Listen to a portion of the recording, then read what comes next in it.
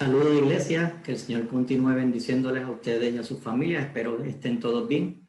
Mi nombre es Josué Nieves, anciano de la Catedral de la Esperanza, y para mí es un placer estar con ustedes nuevamente en la 7ª sesión de lectura eficaz de la Biblia. Así que antes de comenzar, tengamos una palabra de oración. Señor, te damos gracias por esta oportunidad de podernos reunir virtualmente para estudiar tu palabra, para poder tener mejor entendimiento de ella. Te pido que ilumines nuestras mentes y nuestros corazones, que la enseñanza que aprendamos sea útil para nuestras vidas y que al aplicarla podamos honrarte día a día. En tu nombre, Jesús, hemos orado. Amén. Muy bien. Vamos ahora a compartir acá la pantalla.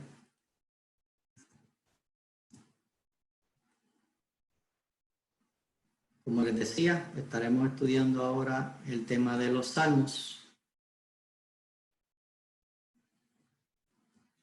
Así que, comenzando, ¿verdad?, con una breve información sobre el tema de los salmos. Mayormente son, ¿verdad?, poemas y poemas cantados. Típicamente no están incluyendo mandatos o imperativos, ni están tratando de narrar algo o darnos una enseñanza directa. Son expresiones, palabras que mayormente son dirigidas a Dios. Sí tenemos momentos en donde el salmista cita a Dios, pero en su mayoría son palabras que el salmista dirige a Dios.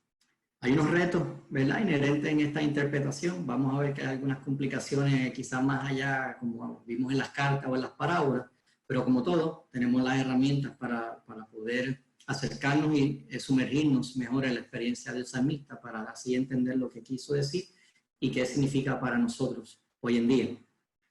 A nivel de autores son más de uno, ¿verdad? David no los escribió todos, aunque casi la mitad se les atribuye a David. También hay otros que se atribuyen a Salomón, a Moisés, a los hijos de Asaf, Coré, entre otros.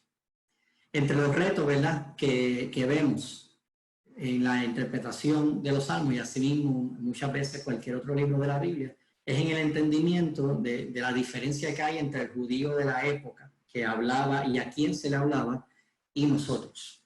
¿Okay? Una de esas diferencias, por ejemplo, es la manera en que el judío tradicional veía la vida de una forma concreta, de una manera funcional. Es decir, para poder entender alguna idea, era notorio que tenían que utilizar metáforas e imágenes de algo concreto, ¿verdad?, para poder entender la idea. Es decir, si yo quería expresar que alguien era muy valiente, pues podía quizá decirle, tú eres tan valiente como un león, ¿verdad? Estoy usando una imagen de quizá un animal que es claramente fuerte, valiente, para entender o expresar mejor mi idea. Siempre un concepto concreto.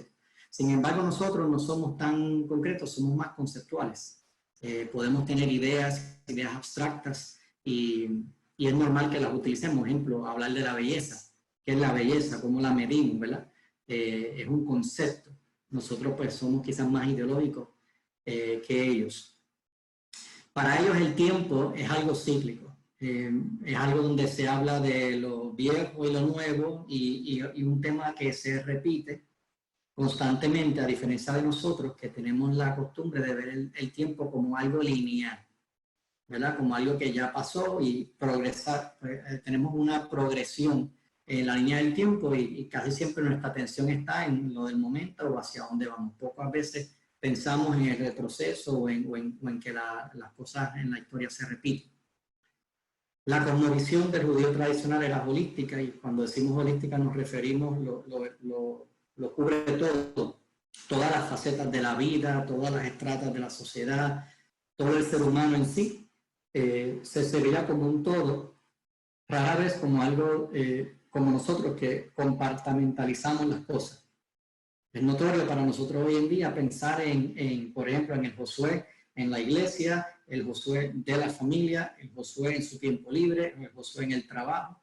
Distintas compartimentalizaciones, cómo nos proyectamos en público, cómo somos en privado, ¿verdad? Y es peligroso, ¿verdad?, en ese sentido, porque el judío tendía a ser una persona más íntegra. No había también distinción entre lo sagrado y lo secular. Nosotros típicamente hacemos esa distinción y muchas veces nuestra identidad está como segmentada, ¿verdad? Así que tenemos que tener mucho cuidado con eso, ¿verdad? Pero utilicemos esta diferencia, ¿verdad? Para podernos ubicar en los escritores de la Biblia. Para ellos, las personas obtenían su valor o su importancia dentro de la comunidad. ¿Okay? Nosotros tendemos a pensar más en el valor de la persona por ser un individuo. Por eso es que en aquella época el tú ser excluido de la comunidad era casi lo mismo que morirse, porque el valor de la persona estaba atado a la comunidad. Nosotros no pensamos así, pensamos en que cada uno de nosotros tenemos nuestro valor intrínseco. ¿Okay? Y no es que una forma aquí esté mal y la otra esté bien, sin embargo son dos formas distintas de ver la vida, el valor de la persona, y cada una tiene sus ventajas y sus desventajas. Las relaciones en la época de estos judíos eran quizás de tipo crípticas, y cuando decimos crípticas nos referimos a que era medio misteriosa la manera en que se daban esas relaciones y cómo yo conocía a la otra persona. Para ellos era quizás difícil confrontar, hacer preguntas directas. Ellos podían definir quién era una persona por lo que veían de esa persona hacer. Nosotros quizás nuestras relaciones son más directas. Podemos preguntar lo que te gusta de aquí, lo que no te gusta. Estoy de acuerdo, no estoy de acuerdo, confrontamos. ¿Okay? Entonces, un poquito allá, relaciones más misteriosas, acá un poco más directas. Y finalmente, el tema de la esperanza y la seguridad. Para el judío se encontraba en la conexión con sus relaciones, con su pueblo, con sus familias, en este caso con Dios y con su presencia. En el caso de nosotros hoy en día, somos personas donde típicamente la esperanza y la seguridad la hallan en los recursos, en aquellas cosas que se poseen.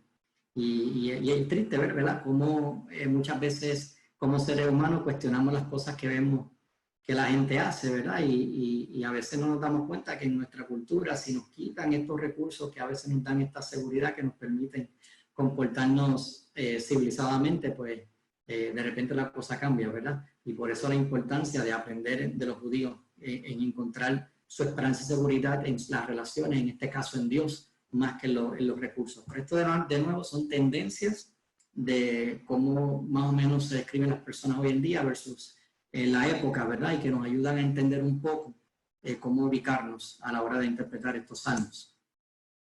Así que hemos dicho que las palabras de los salmistas van dirigidas a Dios, y si van dirigidas a Dios, entonces ¿cómo pueden ser palabras de Dios para nosotros? Responderemos a esta pregunta más adelante. Recordemos, ¿verdad?, que la función principal no es enseñar ni es relatar, es una expresión a Dios, y veremos los distintos tipos, ¿verdad?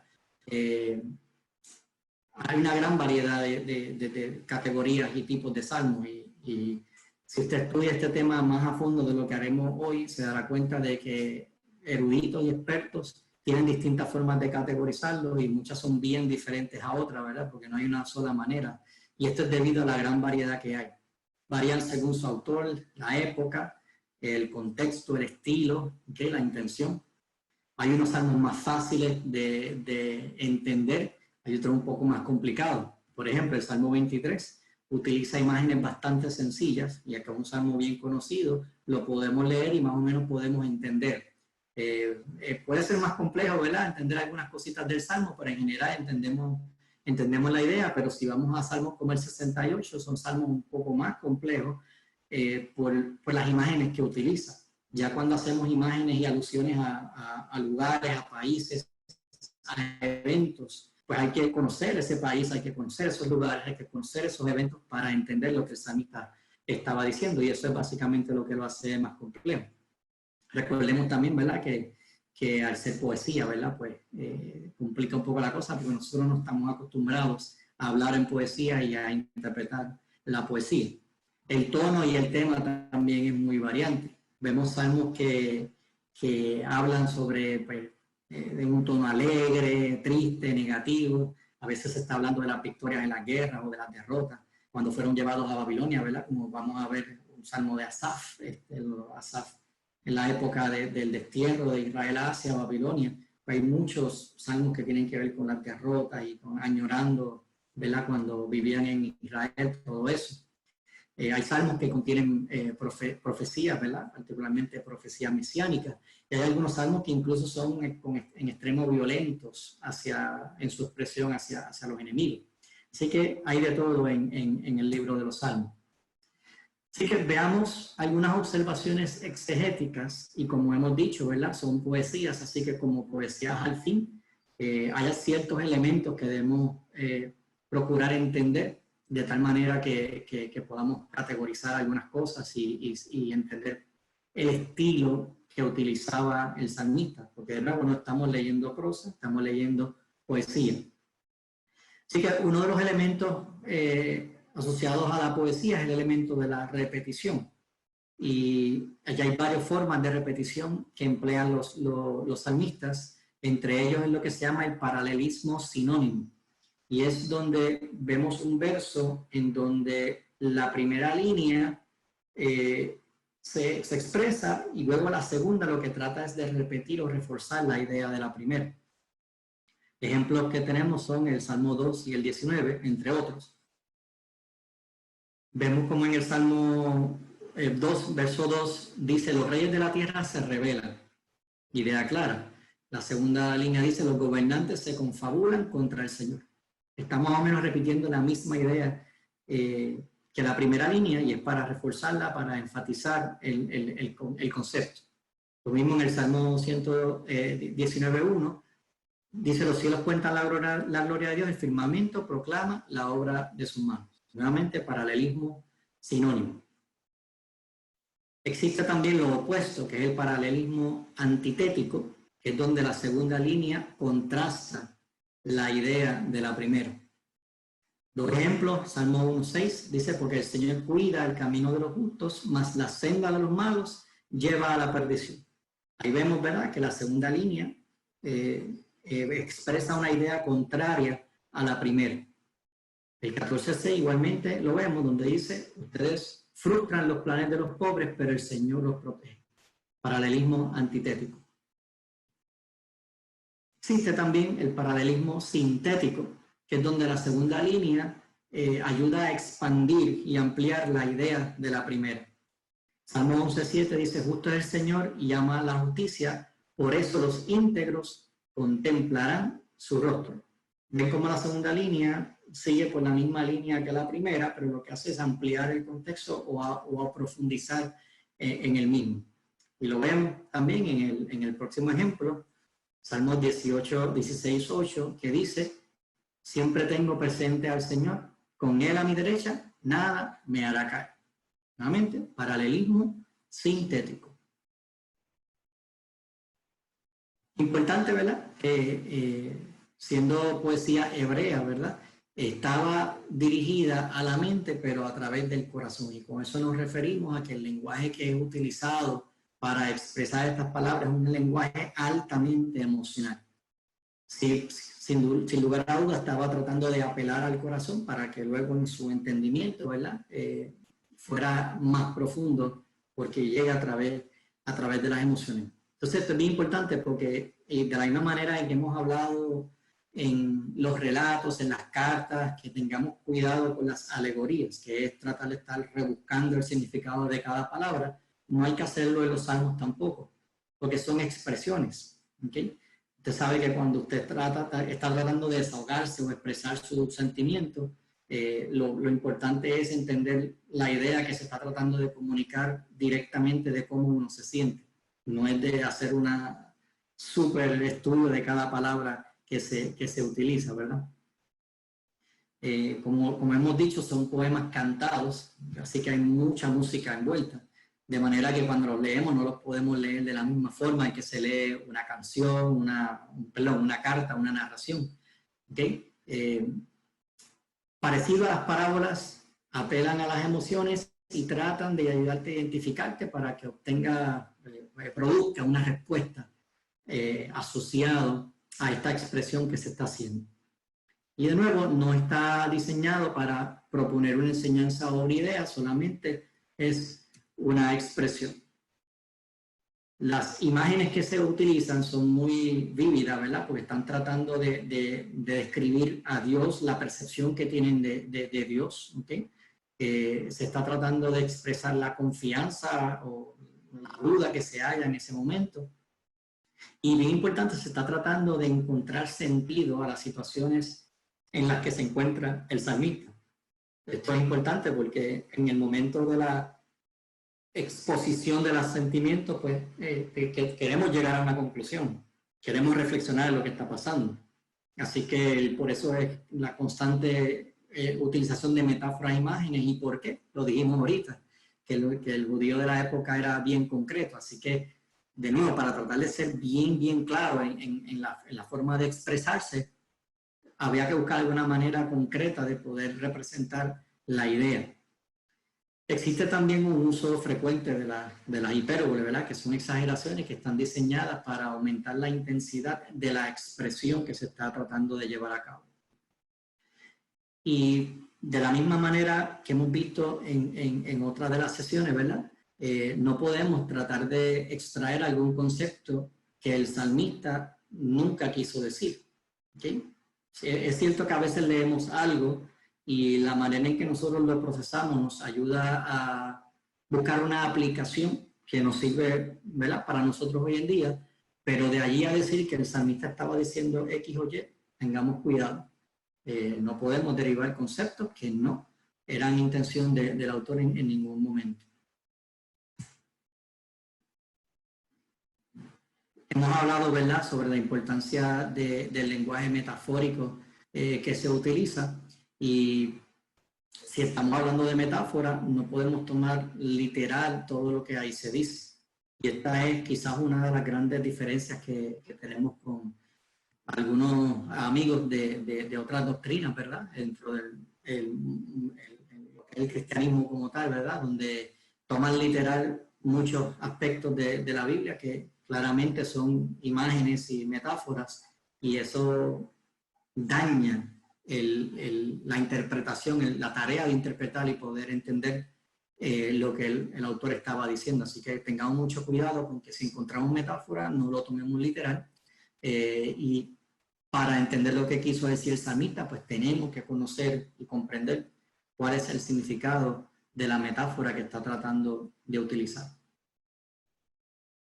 Muy bien, hablamos sobre los salmos como poesía. Ahora bien, veamos los salmos como una pieza literaria, ¿verdad? Como literatura. Y lo importante que queremos señalar aquí es una de las múltiples maneras, ¿verdad?, en las que se pueden categorizar los salmos. Y la manera en que vamos a utilizar, tenemos estas categorías. El primero es el tipo de salmos de lamentos, ¿okay? Son salmos que expresan conflicto, expresan dificultades, pero en la mayoría, en casi todos, ¿verdad?, tenemos una sesión en donde se expresa algún conflicto, alguna duda, pero hay un proceso de reflexión que termina en un énfasis en la confianza en Dios. Y no nos debería sorprender que la mayoría de los salmos caen dentro de esta categoría. Así que cuando usted tenga ganas de desahogarse ante Dios, de quejarse ante Dios, recuerden, no es el primero. Tenemos el ejemplo y el testimonio de muchos salmistas que sus mayores salmos fueron en momentos de lamento. Existen también salmos de acción de gracias, donde se expresa gozo y alegría en medio de las circunstancias, y se utilizaban para agradecer a Dios por las cosas que Él hacía, particularmente por su fidelidad, por su protección, por proveerles o socorrerles en tiempos de angustia, y que finalmente están agradecidos. Están los salmos de tipo himnos de alabanza, en donde no hay referencias a circunstancias particulares, pero sí se alaba a Dios no por lo que Él hace, sino por quién es Él. Un Dios bueno, es santo, ¿okay?, es grande, y sus bendiciones, ¿verdad?, extendidas para todos. Pero ven que hay veces que se da gracias por lo que Él hace, y a veces que se alaba y se da gracias por quién es Él. Salmos de tipo sabiduría, que son muy parecidos, ¿verdad?, a los proverbios, y donde lo que se quiere resaltar es la sabiduría y el vivir de una forma prudente, siguiendo los preceptos del Señor. Otros tipos de salmos son los que tienen que ver con la historia de la salvación. Y estos básicamente lo que intentan es reflexionar y un poco relatar, ¿verdad? Y algo de relato en estos, en donde se recuerdan pedazos de la historia en donde Dios intervino en el pueblo. Es cuando el salmista, por ejemplo, puede mencionar cuando Dios los liberó de mano del faraón, cuando los hizo pasar por el río Jordán, cuando les ayudó a conquistar Jericó. Son momentos en donde se reflexiona en eventos particulares de la historia macro, ¿verdad?, de la salvación de Dios con el pueblo de Israel. Parecido a ellos está también los salmos tipo de celebración, en donde básicamente recordamos y nos enfocamos en la liturgia, ¿verdad?, en los ritos y las fiestas que se habían diseñado a lo largo de la historia del pueblo de Israel en relación a su pacto con Dios. Y cómo Dios había utilizado los monarcas, los reyes, los jueces de la época para intervenir en el pueblo y cumplir con sus propósitos, ¿verdad? Y aquí pasa mucho cuando hay cánticos hacia Sion o Jerusalén. Y están los salmos que son de tipo de confianza, en donde independientemente de las circunstancias se expresa la confianza que tiene el salmista en Dios. Cuando yo me concentro, ¿verdad?, en entender qué tipo de salmo es, puedo también estudiar su estructura, cómo pasa de una parte a otra. Ejemplo, en el de lamento, cómo hay un proceso de queja, de desahogo, luego paso por un proceso de reflexión y luego entro en un proceso de confianza en Dios. ¿Okay? Entonces, al entender su estructura, pues me permite ver cómo el salmista va transicionando de un tema a otro y puedo entender la idea que quiere transmitir. Son, ¿verdad? Al igual que las parábolas, no son expresiones o palabras que eran ajenas al pueblo. El pueblo entendía las imágenes que se querían utilizar, entendía las metáforas. Somos nosotros los que quizás tenemos que esforzarnos un poquito más para insertarnos en la mentalidad de la época. Y como habíamos dicho, pues hay uso de ciertas palabras, repetición de las palabras, la forma en que muchas veces se organizan. Usted ha visto algunos salmos que tienen como unas palabras antes que dicen Aleph, Sef, etc. Pues está hablando del alfabeto, porque hay algunas canciones de los salmos que son acrósticos, según el abecedario hebreo. ¿Okay? Así que, aunque ahí el español pues no nos ayuda, ¿verdad?, porque el acróstico estaba hecho en hebreo, pues es importante saber que muchas formas, estructuras de los salmos tenían que ver con una letra del abecedario hebreo, y de ahí comenzaba la expresión de ese verso. Bien importante el tema de la integridad de los salmos. Tenemos que tener cuidado de no tomar un verso de un salmo y tratar de obtener o sacar una idea o una enseñanza sacando ese verso aparte, porque los salmos eran una obra integral. Muy diferente a los proverbios, ¿verdad? Que usted a veces lee un proverbio y te das cuenta que en un mismo capítulo tiene un versículo que da un consejo y el segundo versículo es un consejo que no tiene que ver con el primero, es otro consejo aparte. Y ahí se puede hacer un estudio diferente, pero los salmos no. Los salmos es una obra integral y tenemos que tener cuidado a la hora de interpretar que no saquemos un versículo fuera del contexto del salmo, porque podemos caer en alguna enseñanza equivocada. Un ejemplo, el Salmo 22, verso 1, quizás no lo reconocen de primera instancia, pero es el salmo que citó nuestro Señor Jesús en la cruz cuando dijo: Señor, Señor, ¿por qué me has abandonado? ¿Okay? Ese es el Salmo 22, 1. Si yo saco ese verso solo, entonces yo digo, wow, pues entonces Dios abandona a su gente. Pero cuando leemos el Salmo completo nos damos cuenta que en el versículo 24 el salmista dice: porque Él no desprecia ni tiene en poco el sufrimiento del pobre, no esconde de Él su rostro, sino que lo escucha cuando a Él clama.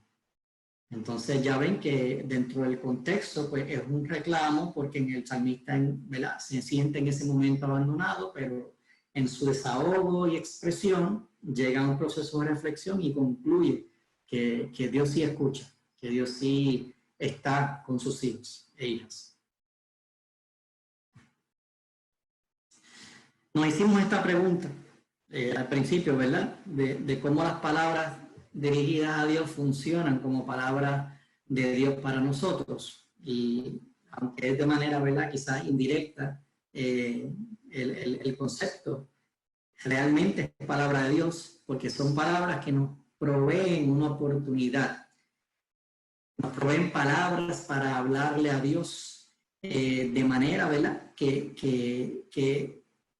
nos permitan vertir nuestro corazón y nuestra mente hacia Él, utilizando como modelo la manera en que Él inspiró a otros a hablarle a Él. ¿Okay? Así que no tenemos que ser demasiado creativos en esto.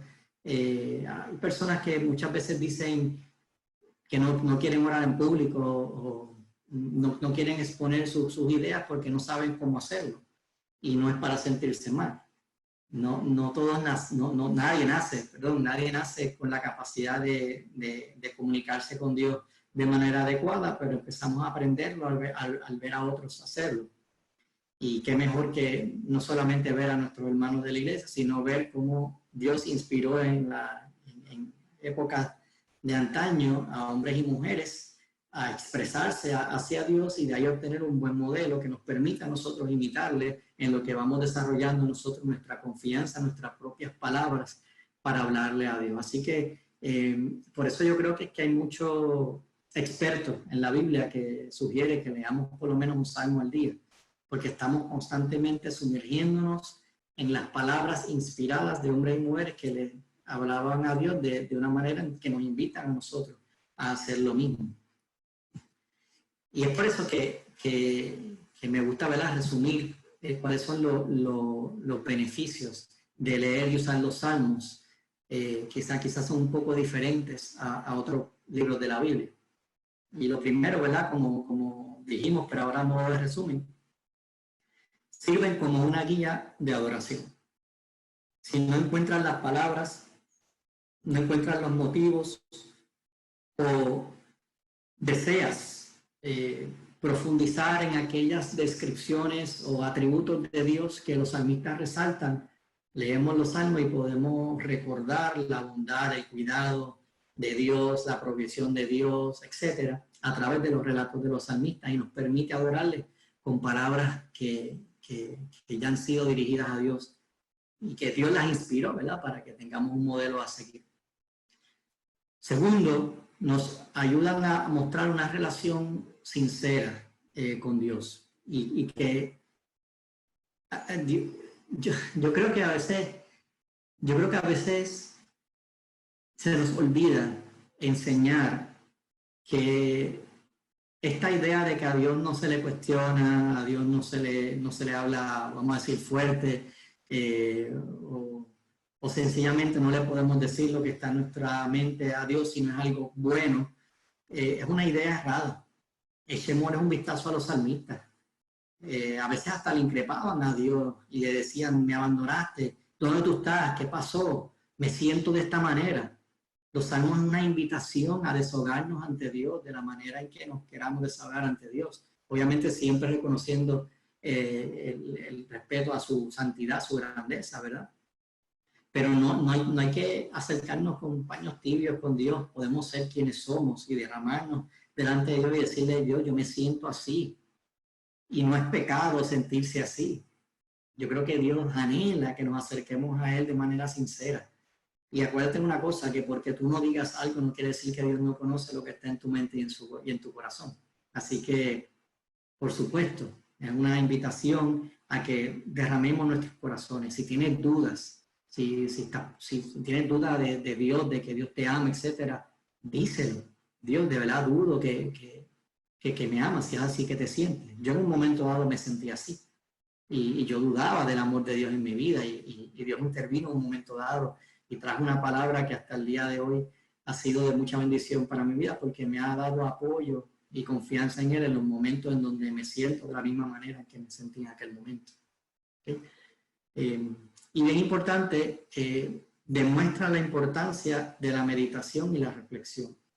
Está bien deshogarse, está bien tener dudas, está bien decirle a Dios, pero lo vamos a dejar ahí.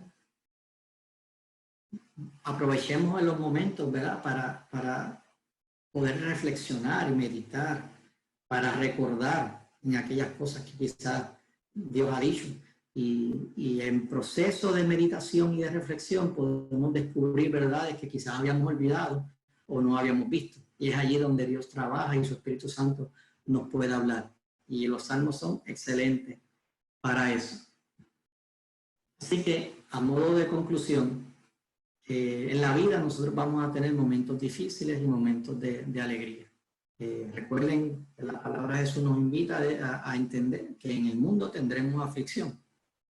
Y lo importante aquí con la lectura de los salmos es que entendamos que ya sea en las altas o en las bajas, hay un salmo para ti, hay un salmo en el que nos podemos identificar y podemos obtener una idea de que no estamos solos, de que no somos los únicos que nos sentimos de esta manera, pero que siempre hay una oportunidad para acercarnos a Dios, para expresar cómo nos sentimos y para reflexionar en su carácter y en sus promesas para nosotros. Dios está cercano, hermano y hermana que me escuchan. Dios está cercano. Esta idea de que Dios está allá en el cielo y nosotros acá y no hay, ¿verdad?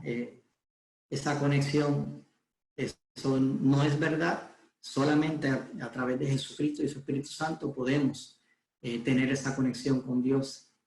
Y no solamente reconocer que está cercano, experimentar esa cercanía. Recuerden, hablemos con total transparencia. Dudas, quejas, estás molesto, estás triste, desahógate del frente de tu Señor.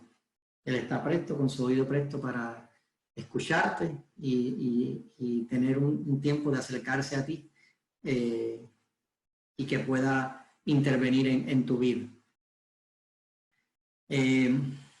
Una vez yo aprendí esto fue cuando empecé a trabajar a tiempo completo en el mundo de las ventas, aprendí que las relaciones nunca van a alcanzar su nivel de profundidad óptimo si no han pasado por dificultades.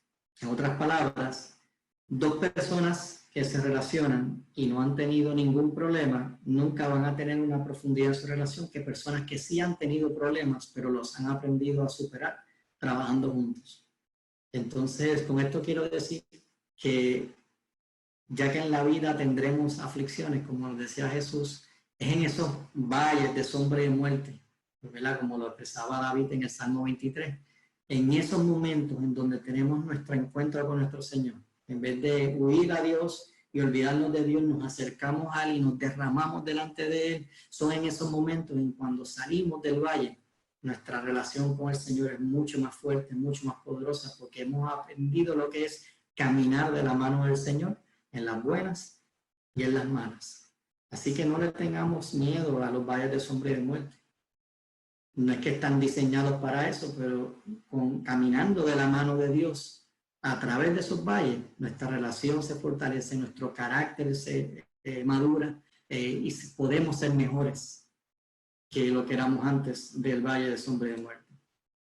Yo creo que estos momentos de valles o nos impulsan a crecer como creyentes, como individuos y en nuestra relación con Dios, o nos echan para atrás, pero nunca nos dejan igual. La decisión está en ti. Si a través del valle decides caminar agarrado de la mano del Señor o decides seguir por tu propia fuerza y por tu propia cuenta. Lo último que les quiero compartir es mi salmo favorito. Es el Salmo 77. Es un salmo de Asaf. Es un salmo que tiene quizás una mezcla de elementos, pero es un salmo de lamento, ¿verdad? Y me gusta el salmo porque ejemplifica claramente el proceso en el que se nos invita a llevar cada vez que tenemos una crisis.